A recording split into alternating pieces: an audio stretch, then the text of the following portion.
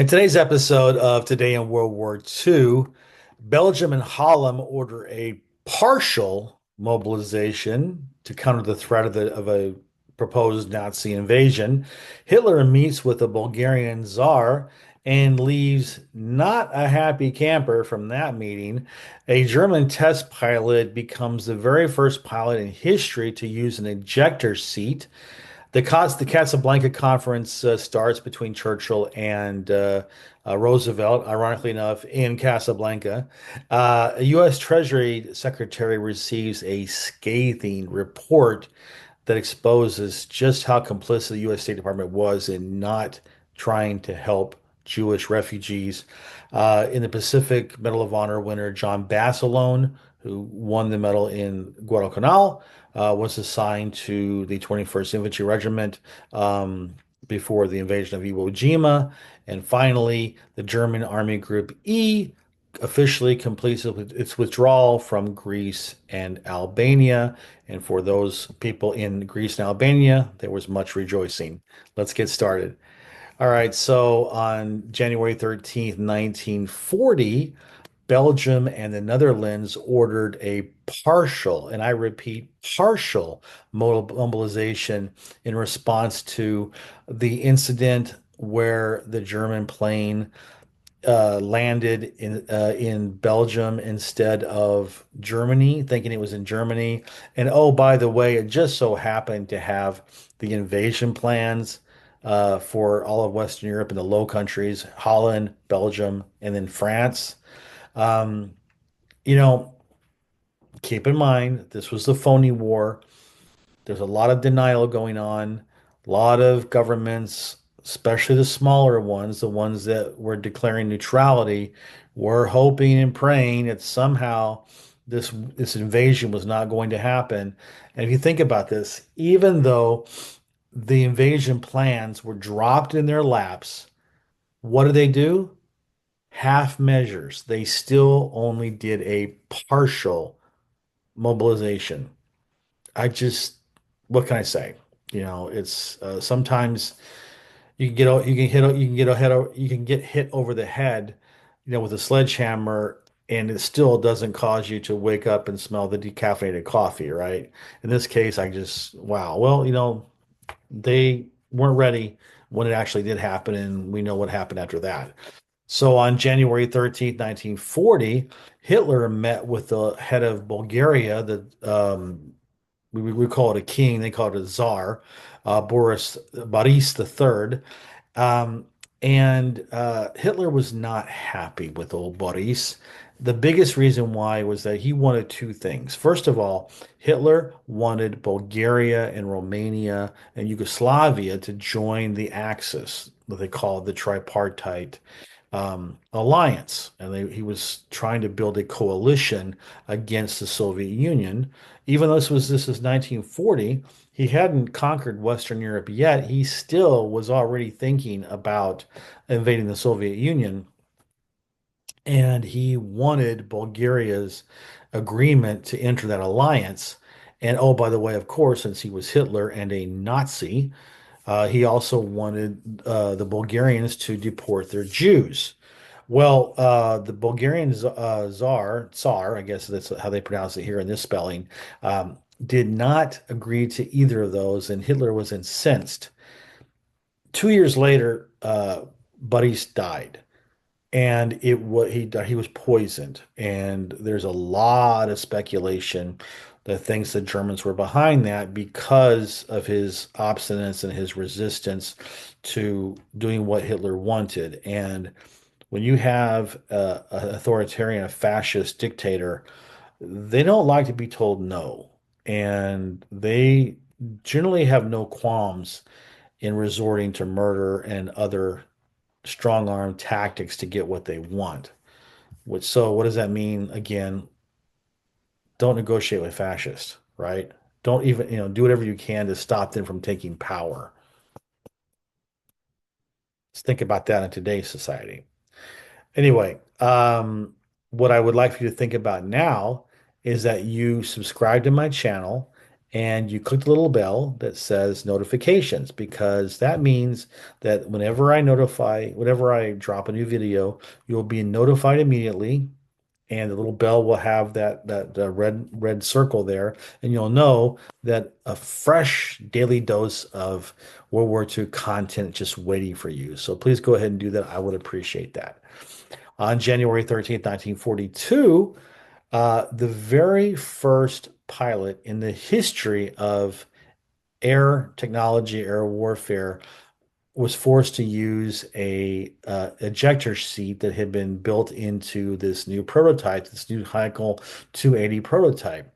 The mundane details, the aircraft had icing problems, it was going to crash, and so the pilot hit the ejection button and boof, like we know how ejection seats work, and for him it worked, and so that was an important step in progress towards making airplanes safe, or at least giving the pilots a fighting chance of surviving a crash, or when things are about to go south and they're crashing, to be able to they can eject and parachute to safety. So once again, Germans took the lead in these types of technological advances in World War II.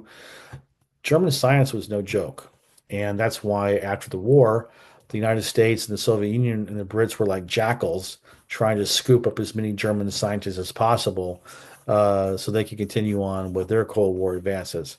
And the advances I'd like for you to make right now is for you to like my video. Look on the screen below. You'll see the thumbs up, thumbs down. Go ahead and click the thumbs up, and then please leave a comment. The weird thing about the YouTube algorithm, they don't really care what you say. They just want to see that something was said, something was left. Any kind of comment helps with the engagement, which means that they will show my content to other people, more people, and that will grow my channel. So I would appreciate it. Thank you. On January 13th, 1943, the Casablanca Conference took place between Roosevelt and Churchill.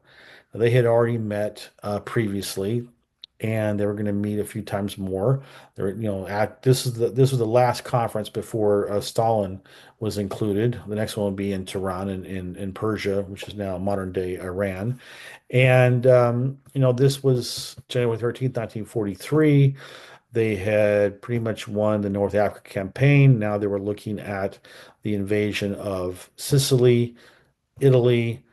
Churchill really, really wanted to start a campaign in the Baltics. He wanted to go into Greece, Yugoslavia. Americans were totally against that. And I know why Churchill wanted that. He wanted to go in for post-war political reasons, to offset or get to these countries before the Soviets were able to get there, because he knew that any country that would be occupied by the Soviet Union after liberation from the Nazis was going to have a communist government installed, and that's what happened. The Americans were more politically naive. They were more concerned with just getting this war won, and they also had legitimate reasons of why that they felt like that would not have been the best choice. Look at the problems they had with their invasions in the western part of Europe. They could have gone into a quagmire. Churchill, after his debacle at Gallipoli in the First World War in Turkey, Americans were rightly very leery of Churchill's more adventurous ideas or strategies. So they were talking about that a lot in this campaign, or excuse me, this conference. And on January 13th, 1944, a very sad and pathetic event, United States Treasury Secretary Henry Morgenthau received a report that was compiled about the State Department's efforts to destroy to avoid directly helping Jewish refugees. It was called, look at this title, the report to the Secretary on the acquiescence of this government in the murder of Jews. I don't know how you can be much more blunt than that, and it was well deserved. The State Department's performance in before the war and during the war was pathetic in not helping these poor people that were fleeing from certain death. And the Roosevelt administration's performance in this area was pathetic. It was repugnant. And well, there's a lot of, let's think about it. The State Department was a lot of those people are Ivy League grads and, the old establishment, and they were very anti-Semitic. So, it's unfortunate and pathetic. Let's just put it that way. And on January 13th, 1944, John Basilone, who won the War Medal of Honor on Guadalcanal, he was assigned to the 21st Infantry Regiment in the newly, but yet not officially formed, 5th Marine Division.